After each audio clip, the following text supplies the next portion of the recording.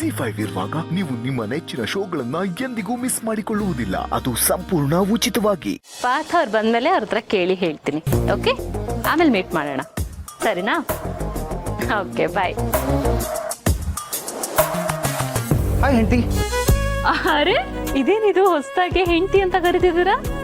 ಹೆಂಡತಿನ ಹೆಂಡತಿ ಅಂತ ಕರೀದೆ, ಇನ್ನೇನಂತ ಕರೀತಾರೆ?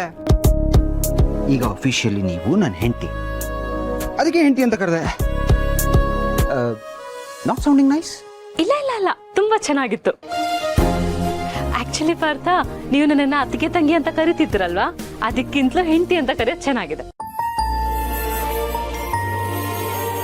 ಸರಿ ಬಿಡಿ, ನಿಮ್ಗೆ ಇಷ್ಟ ಆದ್ಮೇಲೆ ಮುಗೀತು. ಅದೊಂಥರ ಅಸೆಂಬ್ಲಿಲಿ ಬಿಲ್ ಪಾಸ್ ಮಾಡ್ದಂಗೆ. ಇನ್ಮೇಲೆ ನಾನು ನಿಮ್ಮನ್ನ ಹೆಂಡತಿ ಅಂತಾನೆ ಕರಿತೀನಿ. ಓಕೆನಾ ಹೆಂಡತಿ? ಸಾಕು ಸಾಕು, ಡವ್ ಮಾಡಿದ್ದು. ಡವ್ ಎಲ್ಲ ಮಾಡ್ತಾ ಇಲ್ಲ ಕಣ್ರಿ, ಅವತ್ತೇ ಹೇಳದ್ನಲ್ಲ, ಯುವರ್ ಲವ್ ಕಣ್ರಿ. ಆ ಲವ್ ಇಂದೇನೆ ಇದನ್ನೆಲ್ಲ ಮಾಡ್ತಾ ಇರೋದು. ನೋಡಿ, ಇದ್ರಲ್ಲಿ ಬೆಣ್ಣೆ ಹಚ್ಚೋ ಪ್ರೋಗ್ರಾಮ್ ಎಲ್ಲ ಏನೂ ಇಲ್ಲ. ಅರೆ, ನಾನೆಲ್ಲ ಹಾಗೆ ಹೇಳ್ದೆ? ಅಲ್ಲ, ನೀವು ಹೇಳಿಲ್ಲ, ಬಟ್ ನಾನೇ ಸ್ವಲ್ಪ ಕ್ಲಾರಿಫಿಕೇಶನ್ ಇರಲಿ ಅಂತ ಈ ಆಂಟಿಸಿಪೇಟರಿ ಬೇಲ್ ತರ ನಾನೇ ಕ್ಲಾರಿಫೈ ಮಾಡ್ಕೊಂಬಿಟ್ಟೆ. ನೋಡಿ, ಲೈಫಲ್ಲಿ ಕ್ಲಾರಿಫಿಕೇಶನ್ ಇದ್ರೇನೆ ಅಲ್ವಾ ಕ್ಲಾರಿಟಿ ಇರೋದು. ಸರಿ ಸರಿ. ಹೌದು, ಯಾಕೆ ಲೇಟಾಗಿ ಬರ್ತಾ ಇದ್ದೀರಾ ಇವತ್ತು? ಓ ಅದಾ, ಬಿಗ್ ಬ್ರೋ ಇವತ್ತು ಬೇಗ ಬಂದ, ಸೊ ಅದಕ್ಕೆ ನಾನು ಲೇಟಾಗಿ ಬಂದೆ ಅಷ್ಟೇ. ಹೌದು, ನಾನು ತುಂಬಾ ದಿವಸದಿಂದ ಕೇಳಬೇಕು ಅಂದ್ಕೊಂಡಿದ್ದೆ. ಅವ್ರು ನೋಡಿದ್ರೆ ಬೇಗ ಬರ್ತಾರೆ, ನೀವು ಯಾವತ್ತು ಬೇಗ ಬರೋದೇ ಇಲ್ಲ. ಅಪೇಕ್ಷೆ ಏನ್ರಿ ಹೇಳ್ತಾ ಇದ್ದೀರಾ? ನೋಡಿ, ಬಿಗ್ ಬ್ರೋ ಬಾಸು, ನಾನು ಅವ್ನ ಕೈ ಕೆಳಗಡೆ ಕೆಲಸ ಮಾಡ್ತಿರೋ ಒಬ್ಬ ಎಂಪ್ಲಾಯ್. ಐ ಮೀನ್, ಬಾಸ್ಗೂ ಎಂಪ್ಲಾಯ್ಗೂ ಡಿಫ್ರೆನ್ಸ್ ಇರಲ್ವಾ? ನಾವಿಬ್ರು ಅಣ್ಣ ತಮ್ಮನೇ ಆಗಿರ್ಬೋದು, ಬಟ್ ಅದು ಮನೇಲಿ, ಆಫೀಸಲ್ಲ. ಓ, ಹಾಗಾದ್ರೆ ಮನೇಲಿದ್ರೆ ತಮ್ಮ, ಆಫೀಸ್ಗೆ ಹೋದ್ರೆ ಎಂಪ್ಲಾಯ್. ಇಲ್ಲೂ ಅವ್ರು ಹೇಳ್ದಾಗೆ ಕೇಳ್ಬೇಕು, ಅಲ್ಲಿ ಹೋದ್ರು ಅವ್ರು ಹೇಳ್ದಾಗೆ ಕೇಳ್ಬೇಕು ಅಲ್ವಾ? ಅಕ್ಕನ್ನ ನೋಡಿ ಹೇಗ್ ಭಾವನಿಗೆ ಫೋನ್ ಮಾಡಿ ಕರ್ಸ್ಕೊಂಡಿದ್ದಾಳೆ ಅಂತ.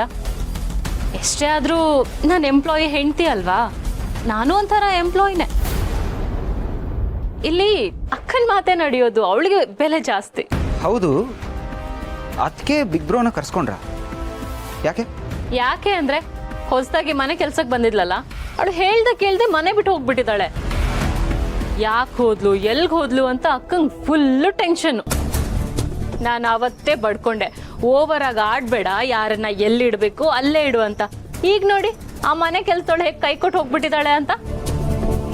ಸರಿಯಾಗಿ ಆಯ್ತು, ಹಾಗೆ ಆಗ್ಬೇಕು ಅವಳಿಗೆ. ನನಗಂತೂ ಒಂದು ಲೋಟ ಹಾಲು ಕುಡ್ದಷ್ಟು ಖುಷಿ ಆಯ್ತು, with Kesar and badam.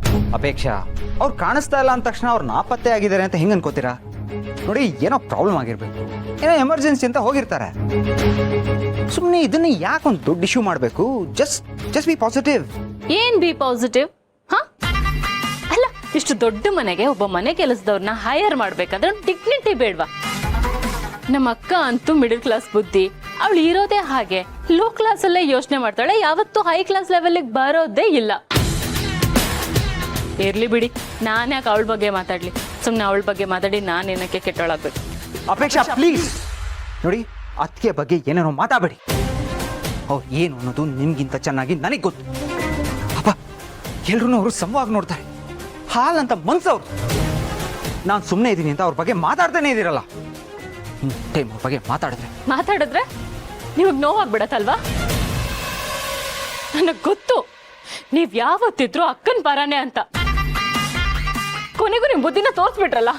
Apeksha just wait. ZEE5 app download ಮಾಡಿ ಎಲ್ಲಾ ಸಂಚಿಕೆಗಳನ್ನು ಸಂಪೂರ್ಣ ಉಚಿತವಾಗಿ ನೋಡಿ.